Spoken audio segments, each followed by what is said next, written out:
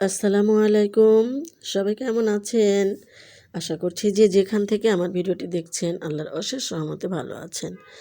আমি একটু অসুস্থ আছি, ঠান্ডা লেগেছে। আমার জন্য দোয়া করবেন। আর জেসমিন ক্যাফে অ্যান্ড ব্লগসে নতুন ভিডিও দেখার আমন্ত্রণ জানাচ্ছি। আমি ভিডিও তো রীতিমতো দিতেই হবে, যেহেতু এই কাজটি নিয়মিত করছি। তো আপনারা আমার ভিডিওটি দেখে লাইক, কমেন্ট, শেয়ার করে বেশি বেশি করে শেয়ার করে দিবেন। আর আমার পাশে থাকবেন, আমার জন্য দোয়া করবেন। চলে যাচ্ছি ডিমের মূল পর্বে। ডিম তো আমরা অনেক রকম করে খেয়ে থাকি। আজকে ছোলার ডাল দিয়ে একটা নতুন ধরনের রেসিপি আমি রান্না করব। অনেকে হয়তো এটা করেন, অনেকে করেন না। তবে যারা করেন নাই তাদের জন্য উপকার হবে।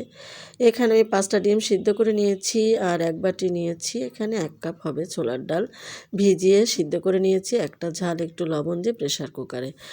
আর ওখানে দুধ নিয়েছি, নারকেলের দুধ ১/২ কাপ মতো নিয়েছি।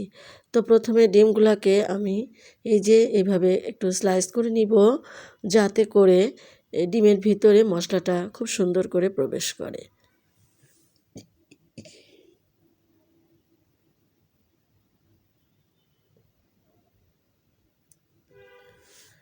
আমি লম্বা করে করছি, আপনারা আড়াআড়ি করে করলেও করতে পারেন, সেটাও অনেক সুন্দর দেখা যায়। সব ডিমগুলাকে আমি এভাবে কেটে নিয়েছি। এখন চলে গিয়েছি রান্না করতে। চুলায় একটা কড়াই দিয়েছি আর এখানে আমি ২ টেবিল চামচ সাদা তেল দিলাম, সামান্য ১ চিমটি লবণ দিলাম আর ডিমগুলাকে ভেজে নিচ্ছি।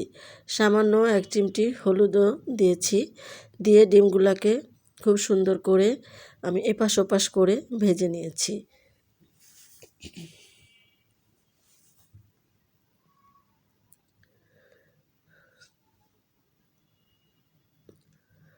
এখন ডিমগুলা কিন্তু ভাজা হয়ে গিয়েছে। এবার তুলে নিচ্ছি। খুব বেশি কড়া করে কিন্তু ভাজবো না, তাহলে ডিমের উপরের অংশটা একদম শক্ত হয়ে যাবে, খেতে একটুও ভালো লাগবে না। তো আমি এই তেলের মধ্যে আরও ২-৩ টেবিল চামচ মতো, এটা আমি আন্দাজে দিয়েছি, ২ টেবিল চামচ তো হবেই, সাদা তেল দিয়ে দিলাম। এবার ফোড়ন দিলাম সামান্য ২টা হলো দারচিনি, ২টা সাদা এলাচ, ৪-৫টা গোলমরিচ, একটা তেজপাতার অর্ধেকটা দিয়েছি আর ২ টুকরা দিয়েছি দারচিনি। এখন এখানে ২টা পেঁয়াজ কুচি দিয়ে দিলাম। একটু ভেজে ব্রাউন কালার করে নিতে হবে।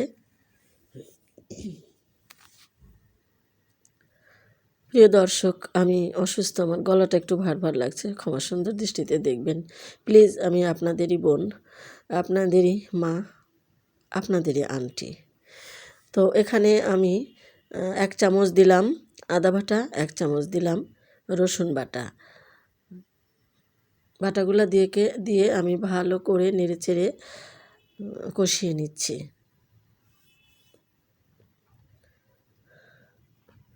এখন দিয়ে দিচ্ছি গুঁড়ো মশলা। এখানে ১ চা চামচ দিয়েছি জিরার গুঁড়া, ১ চা চামচ দিয়েছি ধনিয়া গুঁড়া, ১ চা চামচ একটু উঁচু করে দিলাম লাল ঝালের গুঁড়া, আর ১ চা চামচের অর্ধেক অর্থাৎ ১/২ চা চামচ দিয়েছি হলুদ গুঁড়া।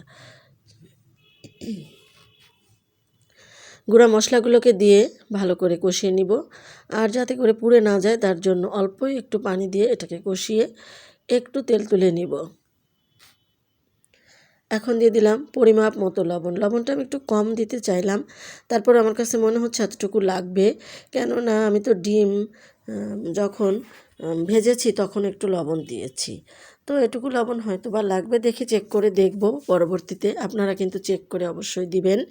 এখন মশলাটা ভালো করে কষিয়ে নিয়েছি আর আমি আগে থেকে ১ কাপ ছোলার ডাল আধা ঘন্টা ভিজিয়ে রেখে প্রেসার কুকারে ৩টা কাঁচামরিচ দিয়েছি, একটু লবণ দিয়েছি, দিয়ে আমি ৪ থেকে ৫টা সিটি তুলে একটু সিদ্ধ করে নিয়েছি। তাতে করে আমার সময়টাও বাঁচবে, রান্নাটাও কিন্তু চমৎকার টেস্ট আসবে। এখন ডালটাকে ভালো করে কষিয়ে নিচ্ছি।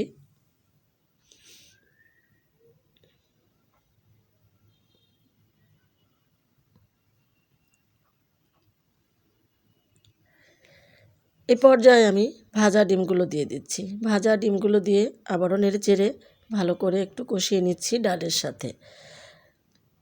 কারা কারা এই খাবারটি পছন্দ করে খান প্লিজ একটা কমেন্টস করে যাবেন। আর আমার চ্যানেলে যদি এই রেসিপিটি ভালো লাগে, আপনি যদি নতুন হয়ে থাকেন চ্যানেলটি সাবস্ক্রাইব করে পাশে থাকার অনুরোধ রইল। পাশে থাকা বেলটি অন করে দিবেন, যাতে করে আমি যখনই ভিডিও দিব নোটিফিকেশন পেয়ে যাবেন। ফেসবুক পেজ থেকে যারা দেখছেন তারা একটা ফলো দিয়ে দিবেন। আমি সামান্য একটু পানি দিয়ে দিলাম, এটা পরিমাপ মতো দিয়েছি, আমার পরিমাপ মতো দিয়ে নেড়ে চেড়ে ঢাকনা দিয়ে 5 মিনিট রান্না করে এই যে আবারও চলে আসছি। এটার কোনো মাপঝোঁক নাই, আপনি যেভাবে খেতে চাইবেন সেভাবে করবেন। তবে নতুন আপু যারা আছেন, যাদের নতুন বিয়ে হয়েছে, ব্যাচেলার আপু ভাইয়ারাও অনেক সময় দেখেন, তারা একটু ফলো করবেন, তাহলে কিন্তু সুন্দর ডিমের রেসিপিটি হয়ে যাবে। এখন আমি এখানে নারকেলের দুধ করে রেখেছিলাম, এটা একদম শুদ্ধ নারকেলের দুধ। যদি আপনাদের কাছে নারকেল না থাকে, কেনা নারকেলের দুধ যে কোটায় পাওয়া যায় সেটাও দিতে পারেন। এখানে আমি নারকেল কুড়িয়ে তারপর একটু গরম পানি দিয়ে চটকে দুধ করে নিয়েছি, 1/2 কাপ দুধ দিয়ে দিলাম টেস্টটা বাড়ানোর জন্য। মাঝে মাঝে কিন্তু ঢাকনাটা তুলে একটু নেড়েচেড়ে দিবেন, যেহেতু নারকেলের দুধ দেওয়া আছে তো তলায় একটু পুড়ে যেতে পারে। তো আমার রান্নাটা কিন্তু ডান, এখন আমি পরিবেশন করে দেখাচ্ছি। মাশাআল্লাহ, খুব সুন্দর হয়েছে আমার এই ছোলার ডাল দিয়ে ডিম রান্না। আমি জানি আপনারা সবাই জানেন আমি কিভাবে করেছি, সেটা শেয়ার করলাম। আর এখন আমি ঘরে যে গরম মশলাটা করে রাখি সেটা 1 চামচ দিয়ে দিলাম। সবাই ভালো থাকবেন, আল্লাহ হাফেজ।